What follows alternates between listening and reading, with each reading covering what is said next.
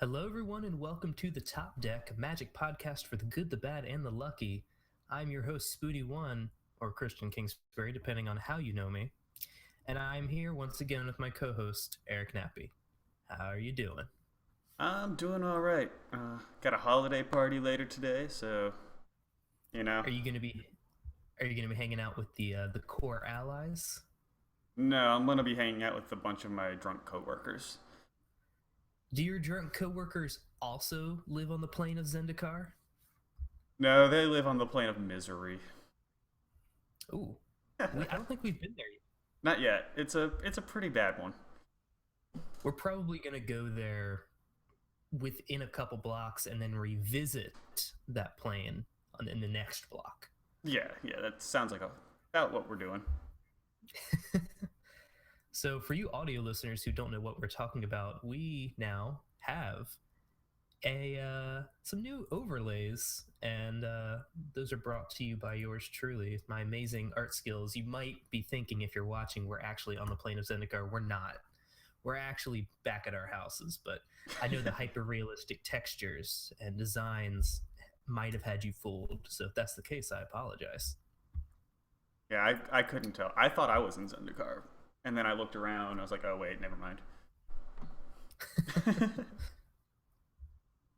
Oh, man.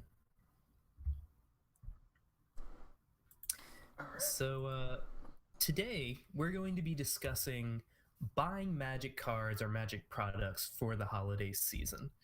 And this is going to be directed towards non magic players and magic players alike. So, if you fall into those categories, please stick around. If you don't, still stick around because there's some info here that you might find useful, even if you thought you knew everything.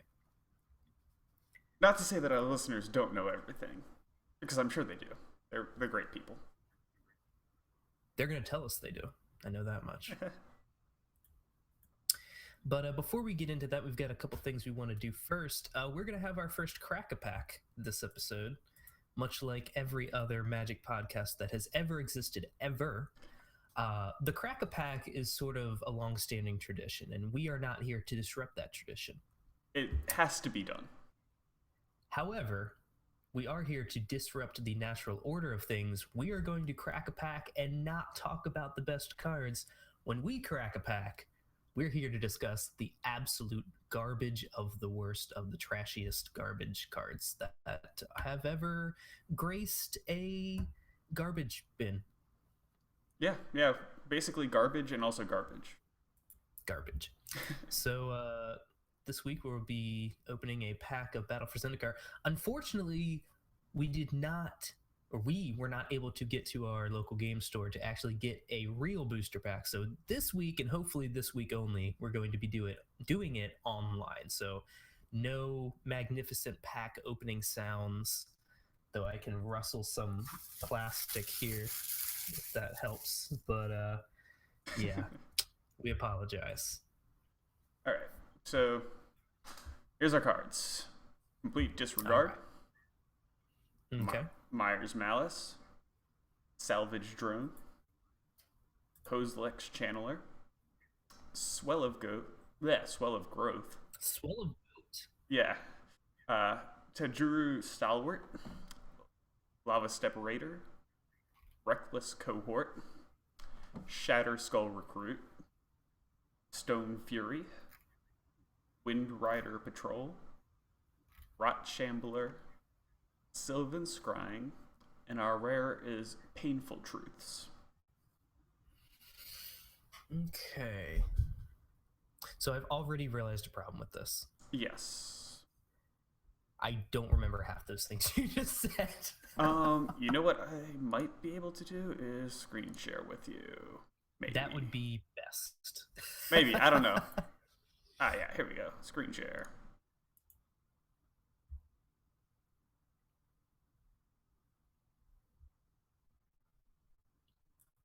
Will this be available to the listener or no?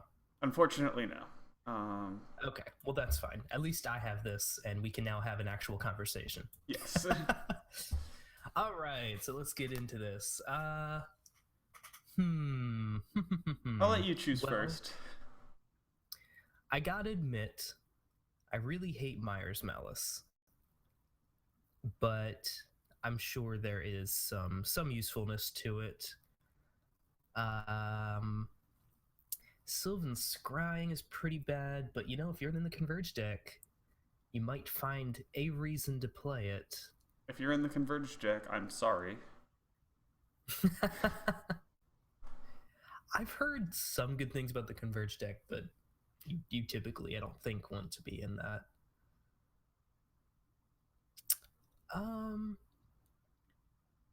Yeah, I'm gonna go with Sylvan Scrying as the worst card in this pack. What do you think? I almost agree, except that Reckless Cohort is in there. And you don't like Reckless Cohort. I don't like Reckless Cohort. Interesting.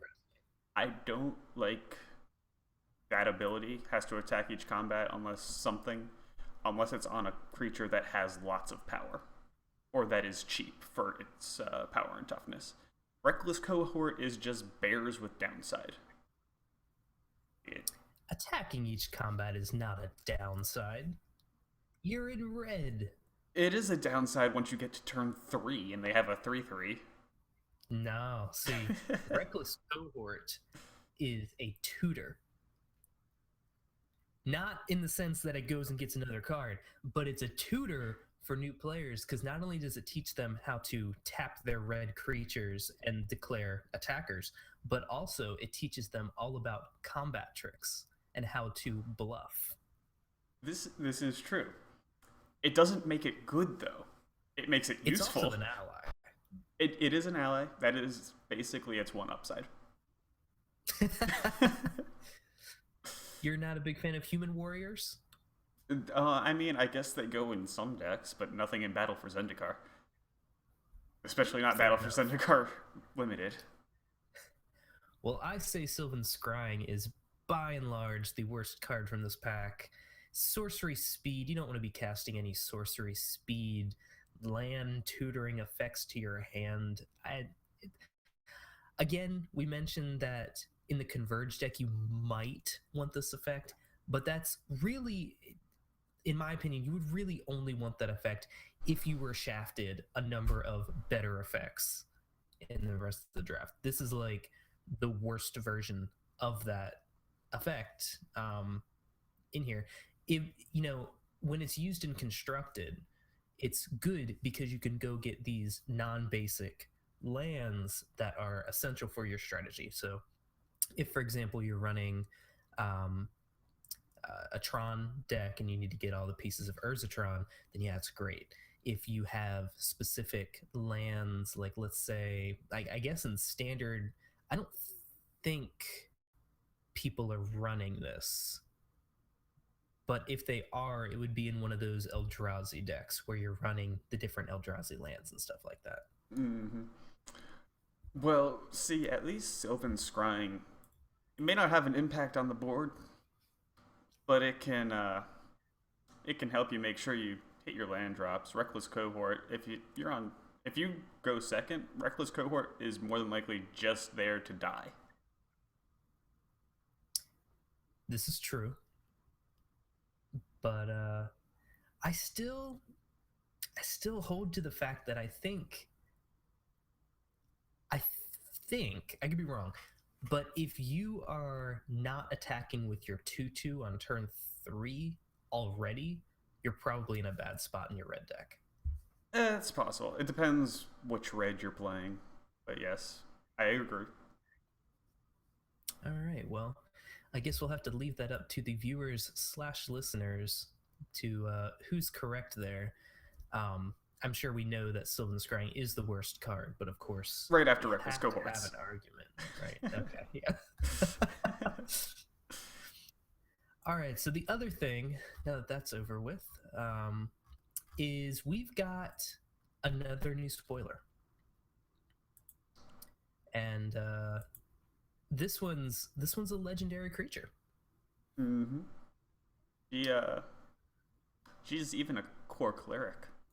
Surprisingly, not an ally. Well, you know, I heard someone say she's over there killing the other people for value, so it's probably why she's not an ally. Not Oh, that there needed to be a reason, but yeah. yeah, I forgot about that. I actually have read that Uncharted Realms. All right, so let's actually get to the card here. We've got Ailey, Eternal I, Pilgrim. I, yeah. Ailey? And she is a legendary creature, core cleric. She is a 2/3 for a white and a black, so 2 mana 2/3. She has Death Touch, and she also has 2 additional activated abilities. So already right off the bat, we've got a 2 mana 2/3 Death Touch, which is only balanced because the mana cost is prohibitive on your mana base potentially. Mm-hmm. Casting this on turn 2 is not going to be very easy. It's not going to be incredibly hard, but it's not going to happen 100% of the time like if it were just white and colorless, But like I said, that doesn't make it bad. That just makes it balanced. The reason why it's not necessarily balanced is because you've got these other abilities. Yeah, these abilities. So the first ability is 1 colorless mana and sacrifice another creature. You gain life equal to the sacrificed creature's toughness. So this is getting compared a lot to Disciple of Grizzlebrand, which, that makes a lot of sense considering they are the same ability. Though this has more than Disciple of Grizzlebrand, has also a larger body, and also has Death Touch. So there's not a huge comparison there. It's just better. But then in addition to that, there is this other ability for 1 colorless and a white and a black, as well as sacrificing another creature. You get to exile target non-land permanent. Now you can only activate this ability if you have 10 life more than your starting life total. So if it didn't have that clause, would this card be just broken? Yes, it would be just broken. I agree. In its current state, I actually don't think you'll be activating it for its second ability that often, unless you're playing it in EDH. Correct. But the first ability is still really good. Yeah, it's one of those things where you don't have to put this in it like some sort of a sacrifice themed deck. Getting extra value out of your creatures that were already going to die without having to put anything extra down really is always a positive effect, especially I think in a limited format. Oh yeah, for sure. You have to pay mana every time you sacrifice another creature, but it's 1 colorless. Yeah, and there really isn't that much I don't know, setup. I'm going to use a limited resources term here, setup cost to playing this creature in the first place. You have to be in white-black. But if you're in white-black, this card is going to be one of the best cards in your deck, even without the abilities. Yeah, I mean, a 2/3 Death Touch for 2. I'm sold. Yeah. It's going to block Reckless Cohorts. Everything blocks Reckless Cohorts. But I'm really excited for this card. I think Commander players are really happy for this card. The fact that it's a cleric and it costs white-black works really, really well with the one cleric lord that I can't remember the name of. I can't either. I don't know. It makes clerics cost 1 white and 1 black less. So so you just play her for 0. Exactly. That sounds fair. It's a 3-drop. But yeah, so pretty exciting. And I think this will see standard play. I don't know to what degree. I personally thought that Draina, the new Draina, was going to be all over standard, and the fact that she isn't makes me kind of step back a little bit and say, okay, maybe you have to have something more than just be a really, really good card to get into standard these days. Well, I mean, with the current state of standard, that is pretty much true. It's unfortunate because whenever you have a standard environment like the one that we're in right now, it almost ruins a bunch of good cards. And by which I mean, we have cards like Draina now, who are just begging to be played. they're not exactly what you're looking for in Eternal form. It's not that they're not good enough and like they need to be more pushed, but it's just there are already effects that you would rather do, I would think. But this is the perfect card for standard. It's a lot like Burmaz, right? Where Yeah, I like, remember. this card just needs to be killed. It's just it's a must kill threat on 3. It's not the first time they've ever printed a must kill threat on 3, but they're only going to see play most of the time in standard or in a casual format like EDH or just kitchen table Magic. Mm-hmm. But if they don't see play in standard, then I don't know. It bothers me, I guess. I feel bad for the card, man. I feel bad feel for bad? the card. Because that card has so many feelings. Look, man, Drina is probably real upset right now that she's not seeing play. That's all I'm saying. You know, I'll let you have that. But yeah, so we're going to go ahead and move on to our main topic here. So, in case you just got here or you weren't here at the beginning, we're going to be talking about buying Magic cards or Magic products for the holiday season. We're going to talk about the do's, the don'ts, and some possible actual real-life examples of things that you should be buying. So, we're going to start with the bad. We're just going to get that out of the way. There are some things that you probably, like 90% of the time, should not be buying, even though it seems like they might be good. Even things that Wizards of the Coast themselves are promoting to be good holiday gifts are not. It's a little bad. Yeah. I'm actually going to skip right to the second thing we were going to talk about here, because I think this is probably the biggest thing to mention. Yeah, the holiday gift box. Please don't buy that. Like, I hate to just say, here's a product that time was spent making this. Don't buy it. No one buy this. But it's just so bad. It really is. Let's see. What are the contents of this gift box? So for, I believe it is $50. Correct me if I'm wrong. You're talking about the holiday gift box, not the other one. Yes, correct? sorry. What is the price? 25? 20 actually. Yeah, 25. 25. Okay, so it's 25. So 25, you get 5 Battle for Zendikar boosters. You get the box. Yeah. You get 20 basic lands from Battle for Zendikar, but it should be noted that these aren't full art lands. These are regular lands. Yeah.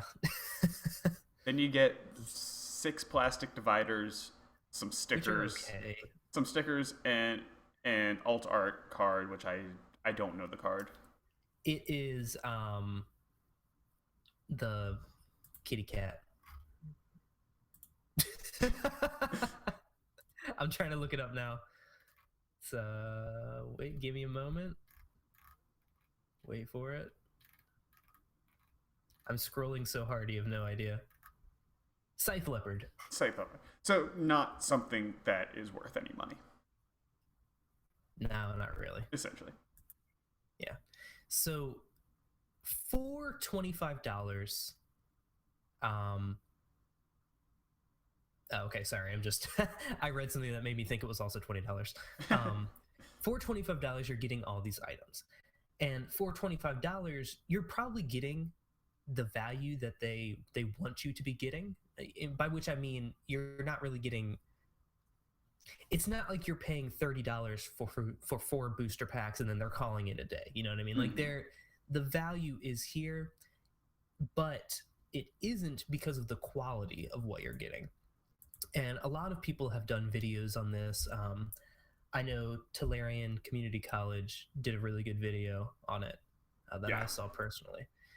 And, people have gone over the quality of them. So the big problem that everyone comes to is the box itself.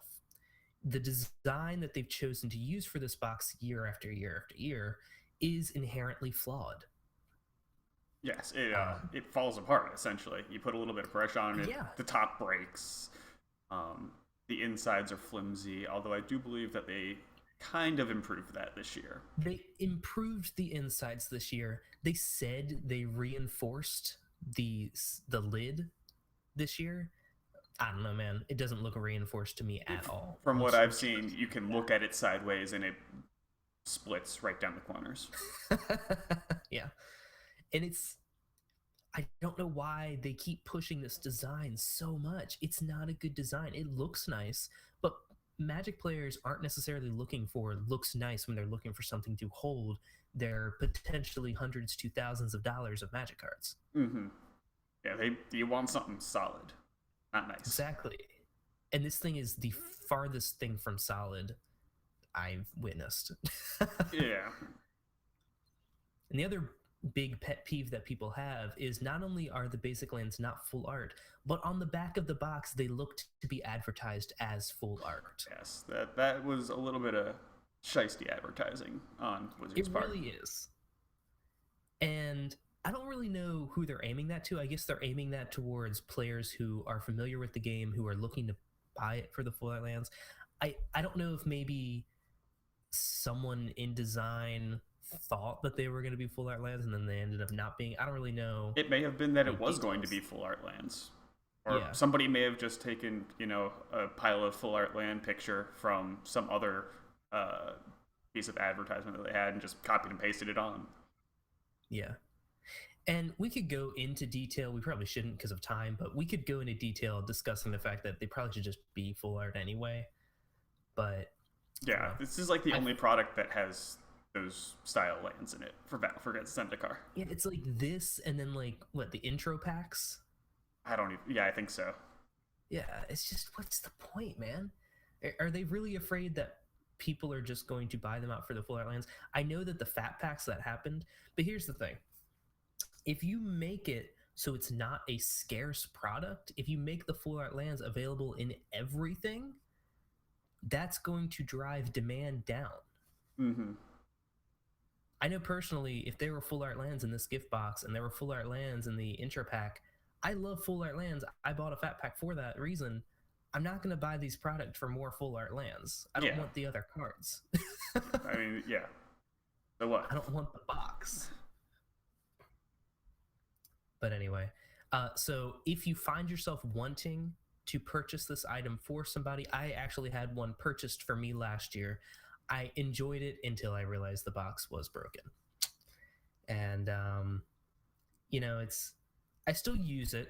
I personally used electric tape to reinforce the sides myself, which has worked. So I don't understand why Wizards don't just do something that simple. But anyway, I don't get it. Don't buy the holiday gift box. Yeah. Just point blank. Bad idea. Thumbs down. Two thumbs in the ground. All right, so some other bad ideas. Another thing that I've had purchased for me for Christmas that ended up not working out as well as both parties had hoped were standard singles. And this is sort of a, judge it as you will type situation where for some people, standard singles are going to be a good Christmas gift or, any holiday gift. But for many others, you or that person may not be happy with it in the long term. And as you probably already know, standard is a rotating format. And as a result, if you get somebody this, expensive, nice standard single, there is going to come a day when they're not going to play with it anymore. Mm-hmm. And more importantly, as a standard player, you are heavily incentivized to trade away your expensive cards before they drop heavily in price. And because of this, you could find your gift being traded away. And, that can hurt somebody's feelings. That's not really something you necessarily want. Technically, it is their item once you give it over. But I understand if someone were to be upset that their gift got traded away, Mm-hmm. And so basically, if you're going to buy somebody a standard single, one, you need to make sure it's something that they're definitely going to want to use, something that they've mentioned, time and time again. Maybe they can't afford it themselves, but they go to F&M all the time and they just want, this one mythic rare that they just want a single copy of, something like that. That's going to make them happy, I'm sure, but only do it if you're going to be okay with them getting rid of it one day potentially. Yeah, that is basically the whole point. Like, you got to realize that you're not so much giving them this card, but you're giving them added value into their Magic collection that they can. Yeah, it's kind of that's a good way to put it's it. a lot more fluid than just having this single physical card. Agreed. And the last, just absolutely, well, not even absolutely. This is kind of like one of those, you know, iffy situations, but booster packs. There are some people like you and I who love opening boosters. Yeah, I can't get enough of it. It's just the smell and the crinkly paper. Oh, it's Crinkly great. paper. Except that it's foil and not paper, but whatever. Crinkly foil paper. You'll find people like us who really enjoy that. And personally, if somebody got me boosters for Christmas, I would be happy. Just because I get to open up some boosters, and it's like getting a lottery ticket. But that's something you have to keep in mind, is that if you buy somebody a booster pack, it's like buying somebody a scratch-off ticket. Yeah, they might get a bunch of crap in it. In They fact, it's likely will get a bunch of crap in it. It is more likely that you will have paid more money than for the cards that are in the pack. Correct. And so, it can be a fun thing, but know your audience. If this is very competitive, spiky, going to tournaments kind of player, they're probably they're going to appreciate booster packs, but they're probably going to wish that you had gotten them something else. Yeah.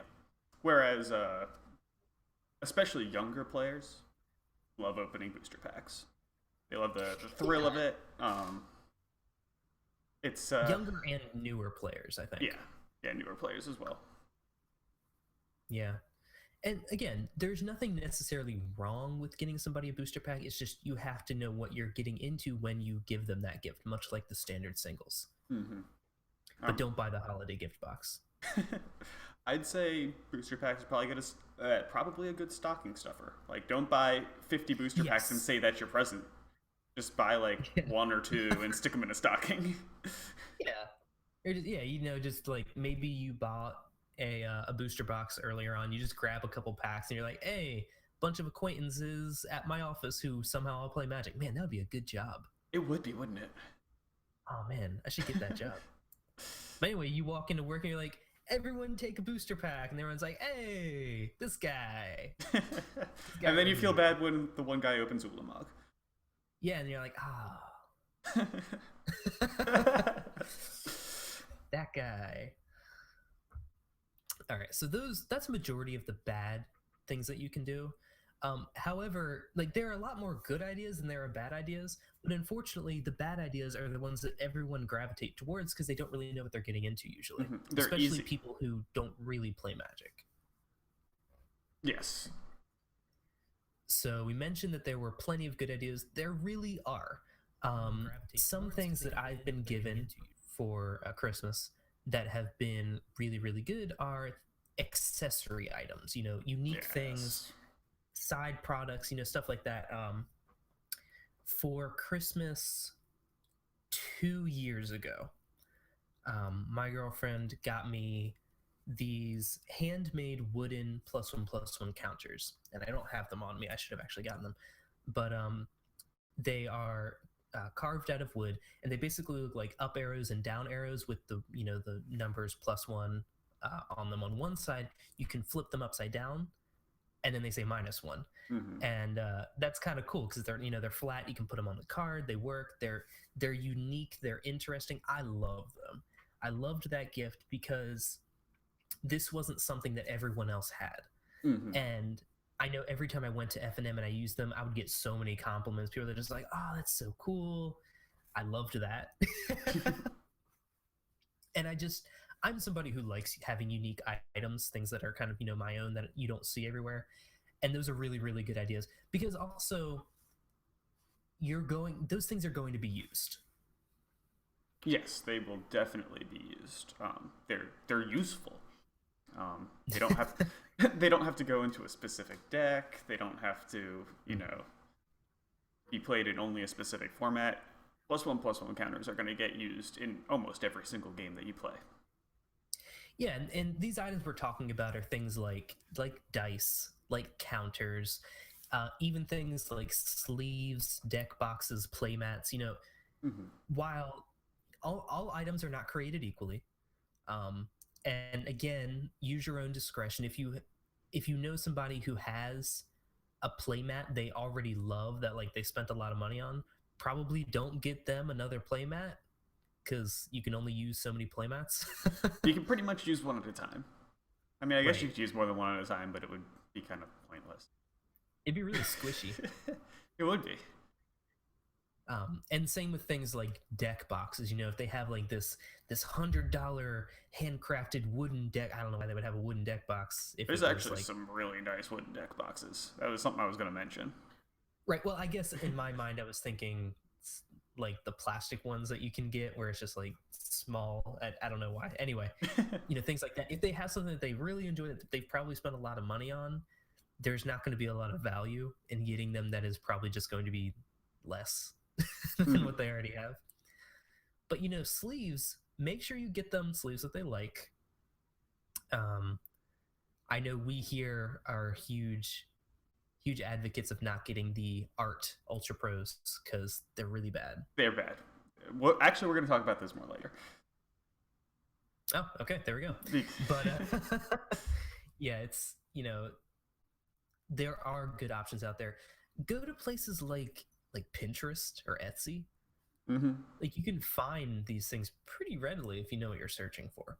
I know there's a site. The site is kind of expensive, so I'm not suggesting everybody go there. But there's Wormwood Gaming, and they Yes. make all kinds of wooden kind of accessories. They have deck boxes. They have these things called dice vaults, which hold your dice, and they are beautiful. But they're also pretty prohibitively expensive. They're incredibly expensive. These you don't have to buy something like this. You will be able to Yes, find cheaper items. but if you were looking for something expensive, this would be a Yeah, great thing. yeah, I agree. If you're buying for the nerd who has everything, and you also have a lot of money, then these are really good ideas, and they're gonna love you because they're probably gonna know how expensive they are. Yes. So, we've kind of already talked about this, but especially unique versions of those things mentioned above. It's one thing to buy somebody, a pack of dragon shields. That's a good gift. Hmm. They're going to get used at some point, most likely. Um, Now, that's another one of those gifts where eventually they're probably going to get thrown away But because that's the sleeves run out. nature of Yeah, sleeves. They wear out. exactly. Exactly. But, if you get somebody these handcrafted dice, that's really cool.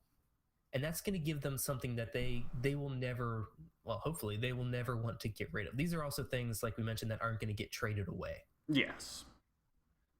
You very rarely see somebody saying, "Hey, I'll give you this Bramaz if you give me that D20 of yours." Yeah, that doesn't happen. So we mentioned not buying singles before. We also mentioned that if you absolutely know they will use it and you're okay with it getting traded away potentially, then singles can be a good idea. Yeah. Especially for non-rotating formats because it is less likely that they'll get traded away. Yeah, actually, that's something I forgot to mention is, if they're a huge modern player and they don't have, let's say they're playing, oh God, I don't play modern. All the modern decks. Splinter, right? I know that's a deck, Splinter Twin, and for some reason they don't have 4 copies of Splinter Twin. I'm crafting a situation here. Guess what? Go buy him another Splinter Twin. And they'll probably never get rid of it. Probably not. That's Also, a very unlikely situation that I just described. I'd say it's kind of similar for EDH, although it's probably more likely to get traded away. I know personally my EDH decks are always evolving. Cards are getting replaced. But Yes. for the most part, it's pretty pretty even. For the most part, I'm not changing stuff out, but it's always possible for me to just, be like, I don't like this card anymore. I'm going to use this one instead. Yeah, and there are some commander staples out there where, like, let's say they play a lot of green, but they don't own an Avenger of Zendikar. That's a good gift. Mm-hmm. Almost certainly they're going to put that card into every deck they own. I own an Avenger of Zendikar, but if I didn't, that'd be a great gift for me. You can still buy them singles and have them be good. It's just one of those things where you have to really know your audience when you're buying it. Yep. So in talking about singles, there are also alters, and by which we mean altered art versions of cards. And these could be promotional materials, like full art versions, or you could pay somebody to actually draw on the card or paint on the card and make new art. Yes. I know I personally would love some alters, what's the word that I'm looking for? Custom alters. Yes. For mostly my commanders. I think it looks amazing, especially if you get the right person doing it. Yeah, and a lot of commander players, and then also modern, legacy, those more eternal format people, where their decks are going to be the same for long periods of time, and they're very attached to specific cards. They love pimping their decks out. Oh yeah, they love it.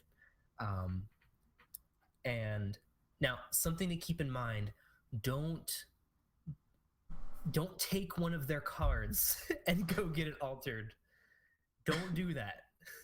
That's a really bad idea. That can go really, really poorly. You should buy a new copy. So hopefully it's not a card that's too expensive. But yes, you should definitely buy a new copy. Send it to the person who would be doing the alter, and then they'll send it back to you.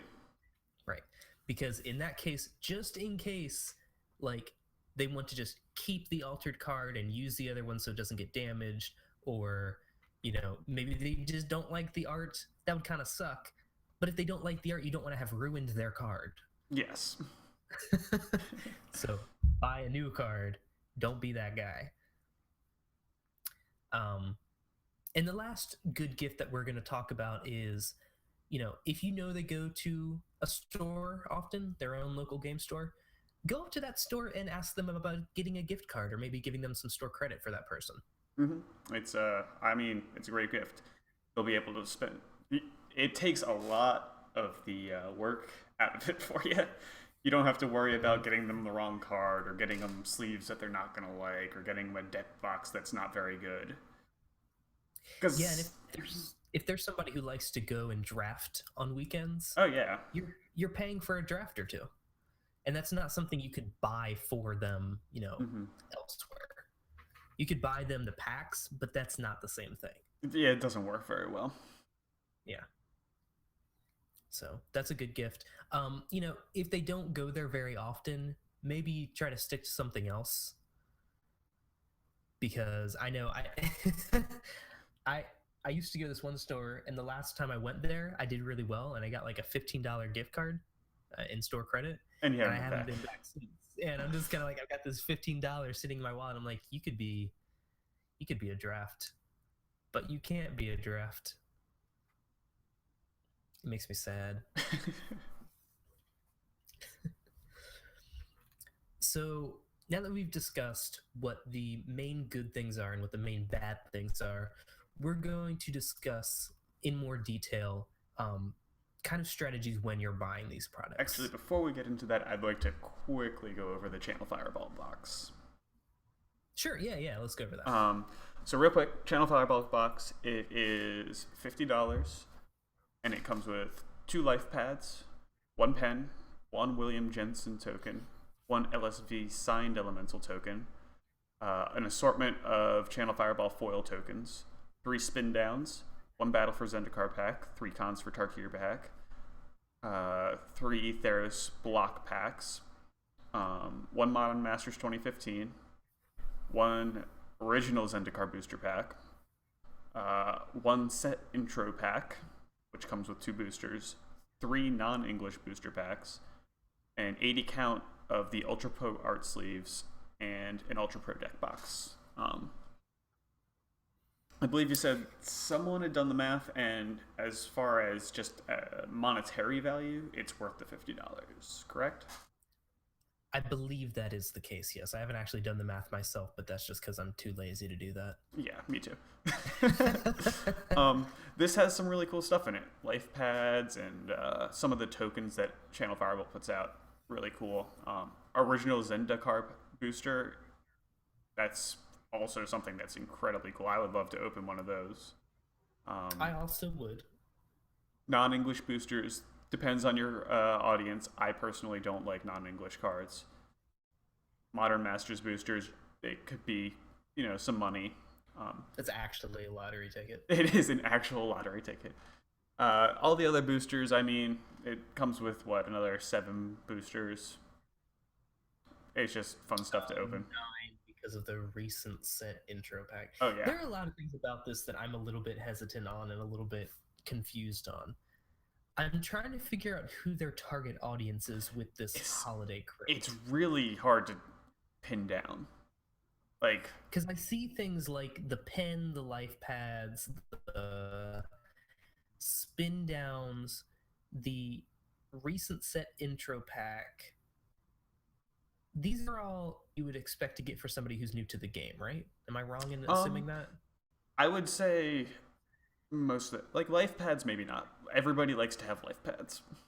Yeah, that's true.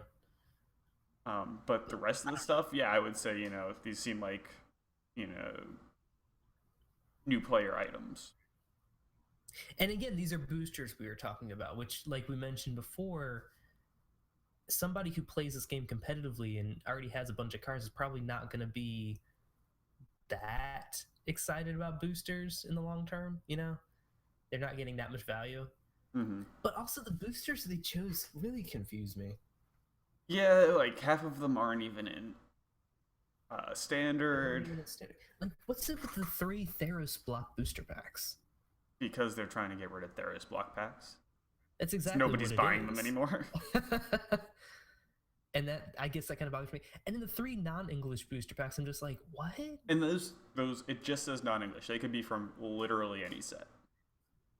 Any set, any language. Yes. Also, Ultra Pro sleeves that they're putting in there are crap. I wouldn't wish those on my worst enemy. And we mean no ill will towards Channel Fireball. I'm sure that they have good intentions with this. No, and there are going to be people who enjoy this product, and I think it is a fine product. I guess it just confuses me. I like a lot of the stuff that's in there. It's, like you said, it's confusing, and then the Ultra Pro sleeves are crap. That I won't let them get away with. Those sleeves are crap. Yeah. Unfortunately, Ultra Pros, they're not known for they don't hold up very well. They don't really hold their water. But that's all I have to say about that. I just kind of wanted to bring it up. Yeah, if that sounds like something that would interest somebody that's $50 on channelfireball.com. By your own discretion, I guess is basically where I'm going to leave that one. So quickly, we're going to discuss what should be on your mind when you're purchasing these items. For example, if you're buying singletons, if you're buying cards, know the condition that they're in. Almost all Magic players care about the condition of their cards. Mm-hmm. And the big reason for this is, like you mentioned before, Magic cards are very liquid, especially things like standard staples. These things are going to be traded away more often than not. And if they're not going to be traded away, they're at least going to be tried to be. Yes. I didn't grammar very good there. But if you're buying somebody a card and you think, oh, I got a really good deal on eBay, you might get that card and it might be in really bad condition, or at least not optimal condition. And if a card is even slightly bad on its condition, they're going to have a very, very hard time trading that away. Mm-hmm. And if they're super anal about it, like I can be sometimes, oh yeah, I am. It's going to bother them that their card's not in a really good condition. What we mean by condition is buy cards at mint or near mint. Things should be advertised as such. If you're unsure, don't go through eBay or Amazon or anything like that. Go through, it's going to be more expensive, but you can go through things like Star City Games, Channel Fireball, TCG Player. TCG Player is a really good one, though it's a little bit more risky. It is, but it's still pretty good. They have good return policies. And Card Kingdom. Card Kingdom, that was the one I was trying to remember. Yeah, they're also good. So you're probably going to pay a little bit more. You have to keep shipping in mind, but you're getting that peace of mind in knowing that the cards that you're going to be buying are going to be in good condition. I don't think I've ever gotten bad condition cards from any of those places. I have not. From TCG Player. I haven't had any bad luck with TCG Player, but I've only bought from there once, I think. Right. And, TCG Player, I probably could have returned the cards as well. Yeah. I didn't feel like going through with it. Another thing, if you're buying booster packs because you think that's going to be a good idea, it may be, but know the set that you're buying from. This makes a big difference. Don't just see really cheap booster packs and get them because you're like, wow, these boosters are so much cheaper than these other boosters. I can get them so much more.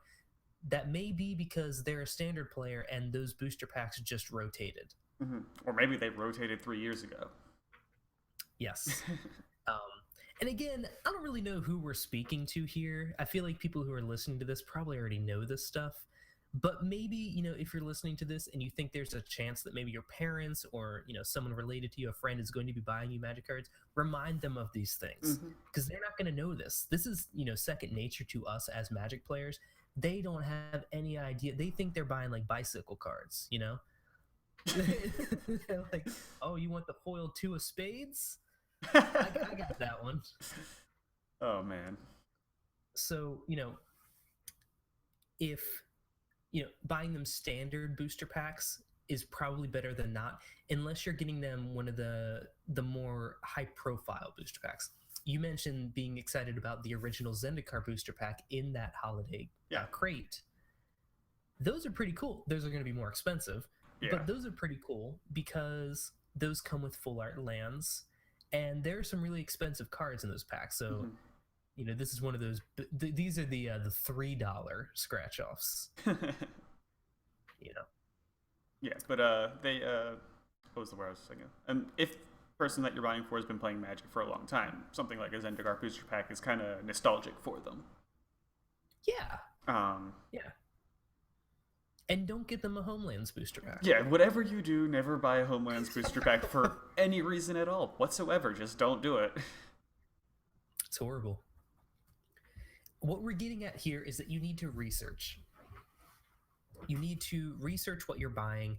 If this is a product that is coming to you from Wizards of the Coast themselves, especially research those, because there are going to be people out there who have bought it and who have made videos, who have made, maybe podcasts, who have made anything out there that is going to tell you, do buy this, don't buy this. Yes.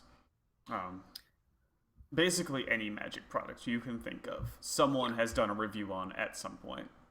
I think most of them are normally done through YouTube videos, from what I can tell. But they usually do a very good job. Oh yeah, they're always done amazing. Again, Tolarian Community College, I would like to plug. I was about to plug them again too. He reviews stuff all the time. He's very fair.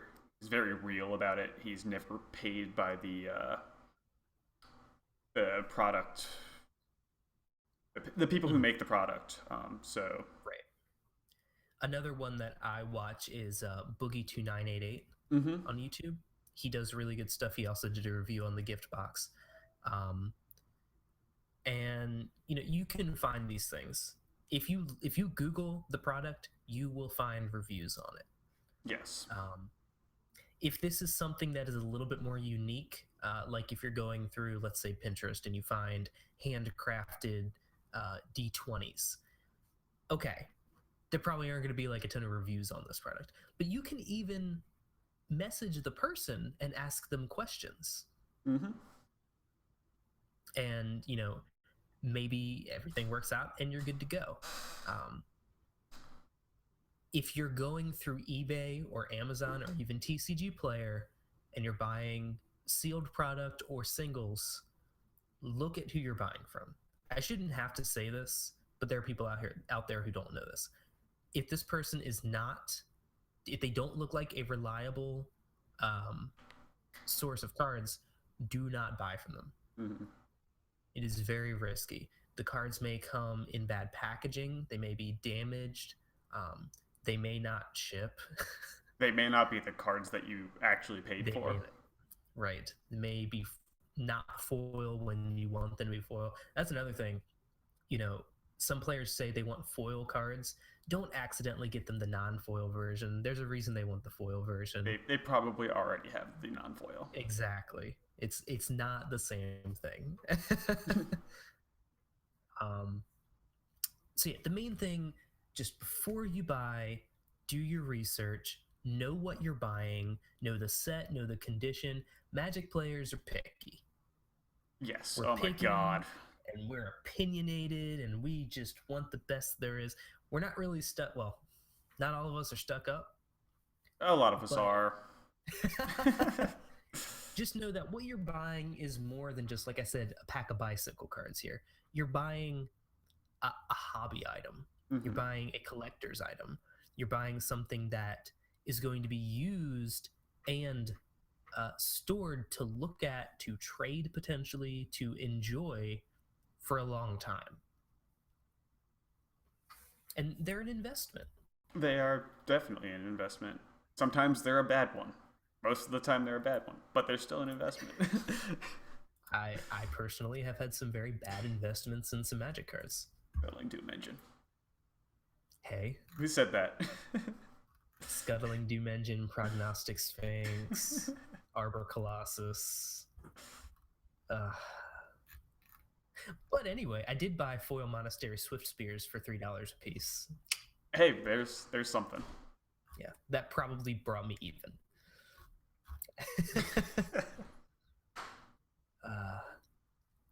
Well, I think that just about wraps it up. I believe you're correct.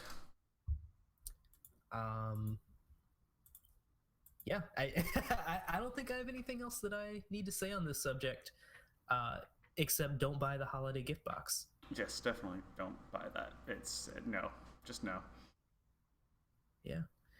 So I want to thank you all for watching this week, or if you were on the audio only, thank you for listening. I encourage you to join us on the video podcast on twitch.tv/thetopdeckcast. We do this every 2 weeks. The timings changed slightly. I know this week we had to do it a little bit earlier for reasons for you. Yeah, I got some stuff going on. Normally, we stream this every 2 weeks on Saturday in the afternoon. We have been doing 2 o'clock, but expect it then, but it could be 1, could be noon, could be 3, just depends. Yes. If you use Twitter, follow us on Twitter at @TheTopDeckCast. And if you want to email us, you can email us at thetopdeckcast@email. Not at email. thetopdeckcast@gmail.com.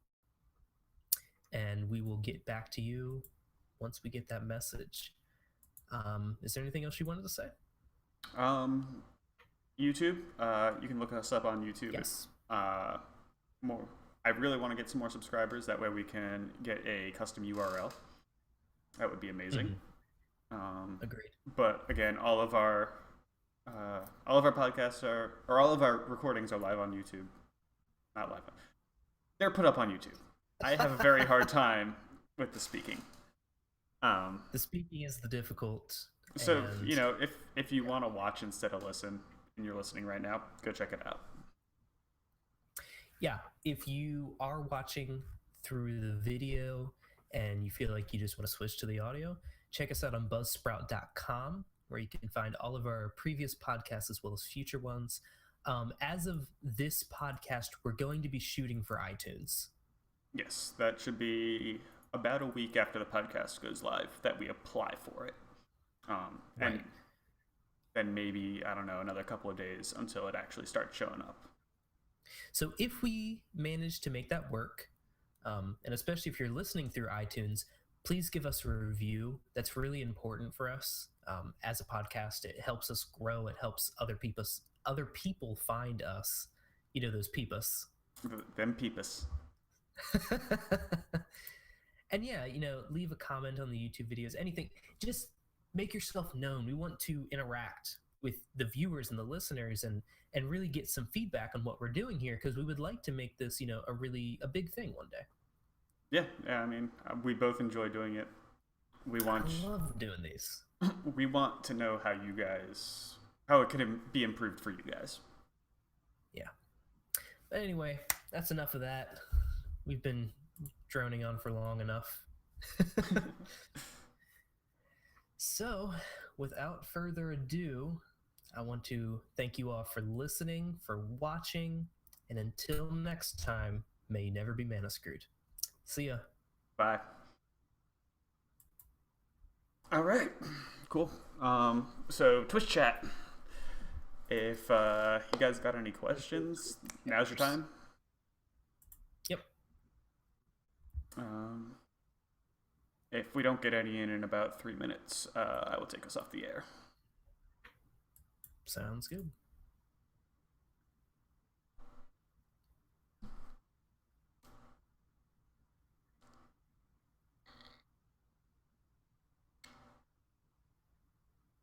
So yeah, holiday gift box is bad. Don't buy it's so the bad. holiday gift box. Yeah, I feel bad mouthing it because my girlfriend got it for me last year, and I really do like it. You like the concept. Yeah, I think that's really what it gets down to. The booster packs, they were fine. You know, I think I maybe got one good card out of them, but that's just booster packs. You know. Yeah. The box itself, I was really sad once I saw that it was torn. Yeah, that's unfortunate. It just made me feel like, wow, I just got this, and it was like this really heartfelt gift, and I broke it, and it's my fault. Little did I know it wasn't my fault, and that it's just the product itself. I wish they would get rid of that. Yeah, I mean, it would be much better, but the design, I mean, not the product itself. Yeah. If they change the design of the box and don't falsely advertise, it could be a really good thing. But instead, it's a piece of crap.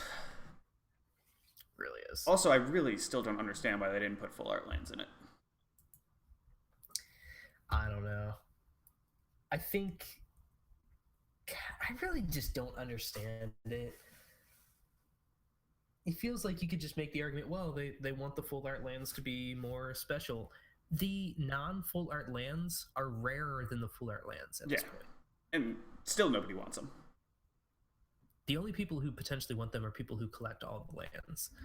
And to them, they're just kind of like, I don't even want these, but I have to get them because I collect lands. Yeah. I don't see the point to it. Because Wizards want you to buy their box. They want you to be all up in their box. Yeah. I'll get up in this box. See, if they had advertised the holiday gift box in that way, they're like, it's torn, but listen, get up in this box. I would buy it. I probably still wouldn't buy it. No, I actually wouldn't. Because it breaks. Anyway, I think we're good. I don't think we've got any questions. Doesn't look like it. Again, thanks everybody for watching. If you're not following, please follow the channel down there. Subscribe on YouTube. Follow us on Twitter. All that good stuff. Do the things and the stuff. Do the things and the stuff. Yeah, I think that's Make us famous. No, I'm just kidding. I want to be famous now. Please give us the instant gratification and just make us famous. But yes, thanks for watching, and we will see you in 2 weeks.